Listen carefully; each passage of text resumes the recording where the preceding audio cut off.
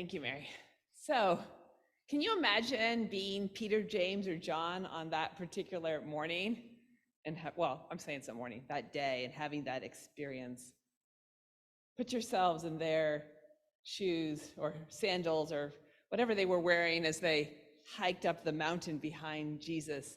I think it's easy for most of us to imagine being on a hike, especially since we live so close to some beautiful mountains. And we can sort of imagine what it would be like to be on a path following Jesus up a mountain, getting higher and higher to a place where you could be alone. Yet usually when we're hiking, we're looking for a view that's going to reward us for climbing a mountain. And the view they found was something spectacular. They found their teacher, their rabbi, transformed. He became illuminated, transfigured, dazzling in white, whiter than any bleach could attain. And just then something else happens. Moses and Elijah show up. So if it wasn't strange enough, the story gets stranger. How is it that these great leaders of the faith are here on the mountaintop too? So what would you do if you were one of the disciples, other than question yourself about whether you'd lost your mind somehow? Peter, we're told, is full of fear. And he blurts out something about building them each some kind of shelter, tent structure. Now, as an architect, I really sympathize with Peter here, and this could be the right move. Peter wants to do the right thing, to create some hospitality for these time traveler guests. So it looks like when he's afraid, he goes back to kind of principles of hospitality and good manners. It's like my mom always said, when a guest arrives, make them comfortable, ask them to come in, take a seat, offer them something to drink. Peter offers to build them a shelter from the sun and wind. And I think we would all be stunned, speechless, and at a loss if we were on the mountaintop with Jesus. Will you pray with me, please? May the words of my mouth and the meditations of all our hearts be acceptable in your sight, O Lord, our rock and our redeemer. Amen. So as Tripp pointed out to us, the word transfiguration comes in Greek from the same root as metamorphosis, and it means to be changed, to be holy, to be transformed, but transformed in a specific way that exalts or glorifies. Now, given that this is Transfiguration Sunday, I was doing a little research for the sermon, and one of these posts advised me, if you want to preach about the Transfiguration, you, preacher, must first decide what actually happened that day on the mountaintop. But you know what? I decided I don't think that's actually true. I don't think I need to decide. We see the Transfiguration through the eyes of the disciples. And we can't argue with their account of what they saw. And in their vision, Jesus became exalted. And as this is the end of Epiphany season, the very last Sunday of Epiphany, this is the ultimate revelation of Jesus's identity. A voice tells them, "This is my beloved Son. Listen to him."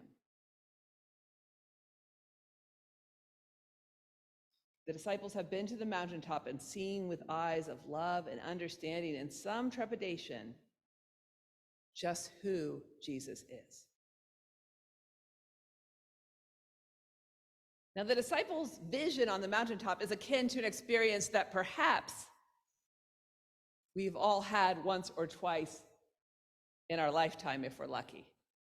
Alberto was saying at Bible study the other night, don't you all sometimes feel like, forgive me for paraphrasing your comments, Alberto, that God is present with you, that somehow all is one, that you see love everywhere? Don't you sometimes have these moments in your life?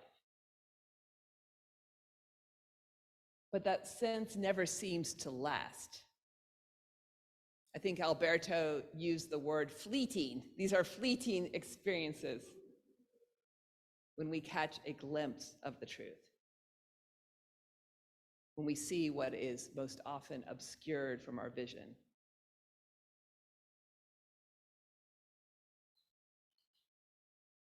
So I don't think the question is whether or not these mountaintop experiences exist. I think the question is, how will they change us when we come down from the mountain?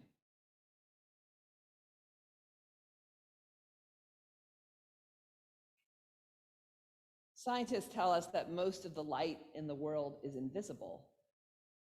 What we can see with our eyes is limited to the individual colors of the rainbow and represents a very small portion of light. I was reminded of the book, lately turned into a Netflix miniseries. Just raise your hand if you know what I'm talking about, All the Light You Cannot See. Yeah, if you read the book. Or the miniseries did not get very good reviews, but I have to admit I did not read the book, so that was my only impression of the story. But in it, the main character is a blind young woman who operates a radio for the French resistance in World War II. And she comes to this realization that her blindness is not really a limitation, that most of the light in the world is invisible to all of us. And I thought that was really interesting. We do have scales on our eyes. We're blind to the love that dwells just below the surface of things, a love that can illuminate life for those who can see it.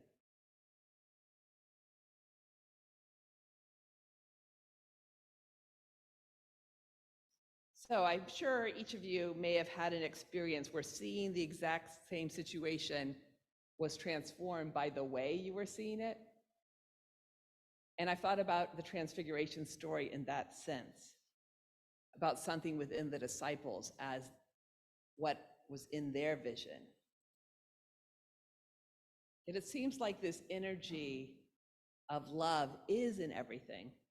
I remember taking this Reiki certification class here in Chattanooga. I learned about Reiki in the hospital setting. It was actually one of the sort of complementary services that was available, sometimes through chaplaincy departments.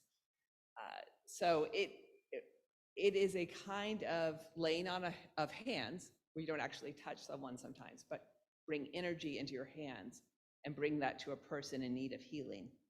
The word Reiki is made of two Japanese words, rei, which means God's wisdom or higher power, and ki, which means life force energy. So Reiki is actually spiritually guided life force energy. And it's pretty cool. I've had it practice on me and I've practiced on some people. And I remember after a full day of this training, driving back to our house in North Chattanooga and coming up the driveway, and I caught a glimpse of the house as I pulled up, and it seemed like the house was actually shimmering, like it was pulsating with love, like I was seeing it in a completely different way. And this house I was somewhat indifferent about, I suddenly saw as this place to nourish love. And I don't know if this makes any kind of sense to you, or if you've ever had a similar experience, but I believe a person, a relationship, or a situation can be changed because your way of seeing is changed. And maybe more of these experiences are possible for us as we become more attuned to the love in this world. So there's a Sufi story about a holy man and his student who were walking along a quiet, dusty road many years ago. Suddenly they saw dust rising in the distance. A fine carriage pulled by 6 horses approached them at full gallop. The men soon realized that the carriage was not going to slow down or veer to avoid them. In fact, it was coming right at them. At such a speed, they had to throw themselves from the road, landing in a ditch. The 2 men got up as quickly as they could and looked back as the carriage sped by. The student thought to curse, but not before the teacher ran after the carriage, calling, "May all your deepest desires be satisfied." Why would you wish for something good for those men? The student asked. We could have been hurt. Do you really think, replied the teacher, that if their deepest desires were satisfied, they would go around treating people that way? So reading that Sufi story reminded me of driving around Chattanooga this week. I've been complaining a lot about this, but this will be the last time, I promise. But I feel like I began to see these super huge pickup trucks, you know, where you can't see over the, like, I mean, I'm pretty tall here. Just like everywhere, driving in these very aggressive ways. And the other day I was crossing Veterans Bridge and a truck started tailing me. I'm in the left lane because I'm going to turn left on 3rd. But then it aggressively passed me on the right, pulled ahead of me for the turn. And I just noticed it as I was driving towards the church, weaving in and out of traffic, passing everybody that it had to, not using a turn signal, which is one of my pet peeves. It seemed like this truck was pressing all my buttons. But then I had this moment of grace, and I paused and I thought, what if this driver has a really good reason to be in a hurry? What if he's hurrying to Erlanger because his loved one is hurt, sick, or dying? Why am I assuming that this behavior is just about being annoying? Sure enough, when we got to the intersection where you turn off for the emergency room, that is just what this truck did.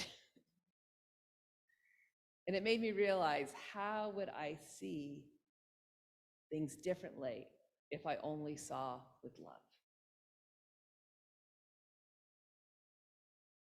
For me, this is the meaning of the Transfiguration. The disciples were able to see with eyes of love. And once having caught a glimpse of that, they never forgot it.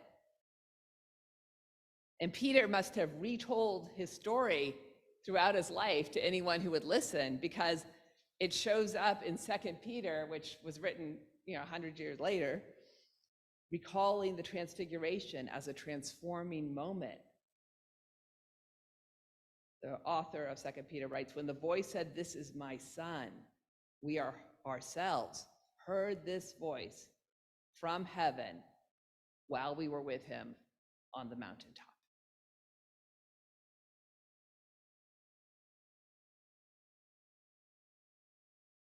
We are about to begin our journey through Lent.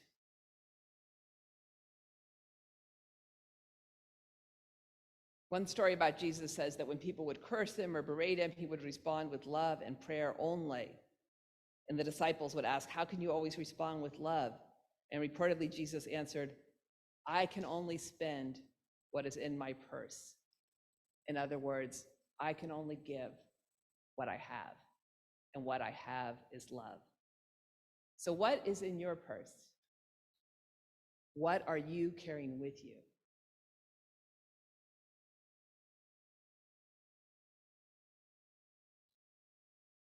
Perhaps if we open our eyes to what we have inside of us, we will see that we have all this love available to us. As Paul wrote in 2 Corinthians, don't you know that Christ is within you? The light is in you, and the light is in everyone. All this light that we aren't seeing a lot of the time.